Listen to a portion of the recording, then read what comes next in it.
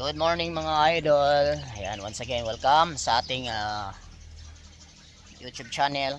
Ayan, so pakita ko lang sa inyo mga idol, update mga idol nung ating ubas.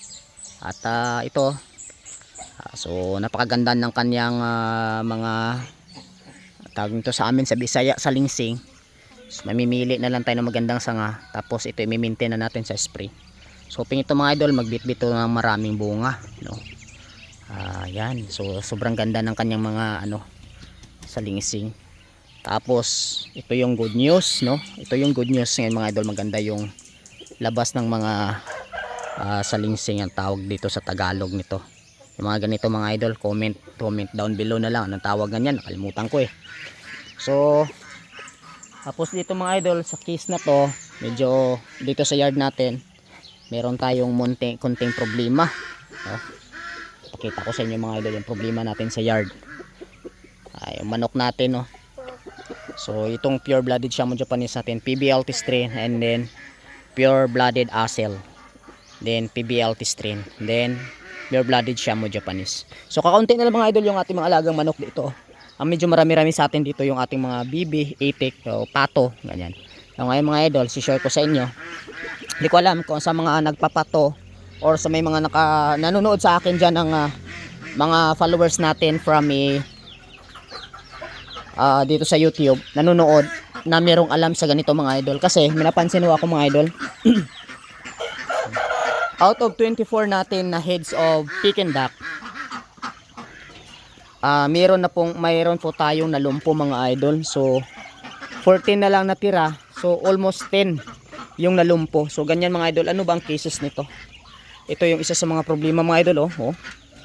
So yung ganito, meron akong isang case nito na ganito mga idol, pero pinabayaan ko lang, tapos kinulong ko, hindi taga naka-recover mga idol, oh. Then ito din, yan. So lumpo, dalawa, tapos meron pa yata dito mga idol sa likabila. So kung titingnan sila mga idol, healthy naman sila. Di ko lang din alam kung paano, ano ang nangyari.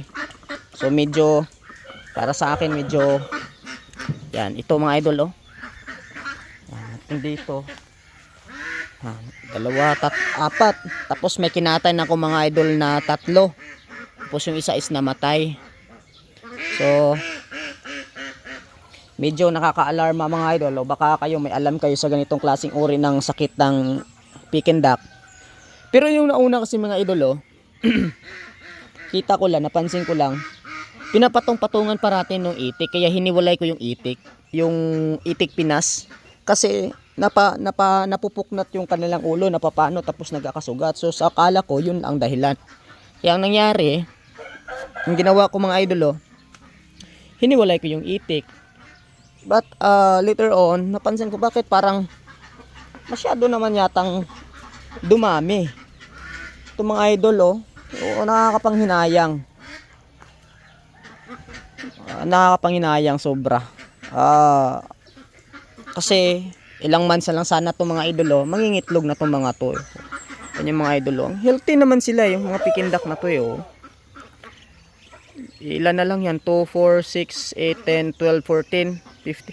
2, 4, 6, 8, 10, 12, 14, 15. 15 pala mga idol. 15 na lang natitira sa atin. So ito yung nakaka-alarma. Medyo hindi magandang pangitain mga idol ka mananap. Alam mo na, as a kaalaga ng manok, talaga yung mga pato, so far okay naman to mga pato. Hindi ko naman, kung sa tubig, sabihin natin sa tubig, hindi rin naman sa tubig mga idol, So di ko alam, saan ako nagkamali, baka doon sa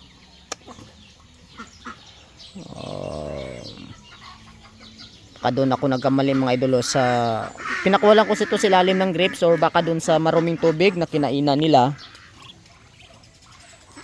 So itong mga patong to, kukulungin ko na rin to, at bibigyan natin mga idol ng lalaki, kasi puro lahat yan babae talagang. Tapos yung baby lang, yung ating Peking duck lang ang ilagay ko dito. So kakatayin ko na naman yung 4 na piraso nito mga idol kamananap. Wala talaga, medyo nakakapanghinayang. Alam yun, Nakakapanghinayang mga idol, oh. Sayang. Ayan, oh. Nakakapanghinayang. Lalaki na sana nila. Oh. Alam anong problem nila mga to. Ayan. So yun mga idol. So baka may alam ho kayo regarding dyan. Lalo dun sa mga nag-iitik or may mga alagang Peking duck na nakaka-experience nito. Pa-share naman po mga idol ng ano ninyo, ng experience ninyo. Kasi bago sa akin to mga idol. Nakakapagtataka. Sa akin naman yung kala ko kasi yung mga ganitong klase na mahayop is medyo dapat hindi kaiba, kumbaga yun. So, yun mga idol, maraming salamat sana sa makasagot ng aking inquire or tanong. Maraming salamat in advance inyo mga idol. Ayan, so yan lang muna yung update dito sa yard natin. And yung mga pato naman yan, okay naman. Yung ito lang tayong problem ko, meron akong 4 na naman na dagdag lumpo. So, sana hindi na madagdagan mga idol. Okay naman yung tubig, malinis naman parati ang tubig. Every 3 to 4 days nagpapalit naman ako ng tubig. So yun. Sabi ko nga sana kahit marami lang babae dito sa 15, kahit mga kakaunti lang lalaki, mas mabilis na makapagparami sana. Pero yun. So yan mga idol. Maraming salamat panonood and shoutout sa inyo. Doon sa mga gusto magpa-shoutout, comment below na lang, and don't forget to share yung ating YouTube channel mga idol kami na. Maraming salamat, God bless, and happy farming mga idol. Ayan, sa mga tatanong, medyo kaunti, wala nang gaano tayong manok mga idol.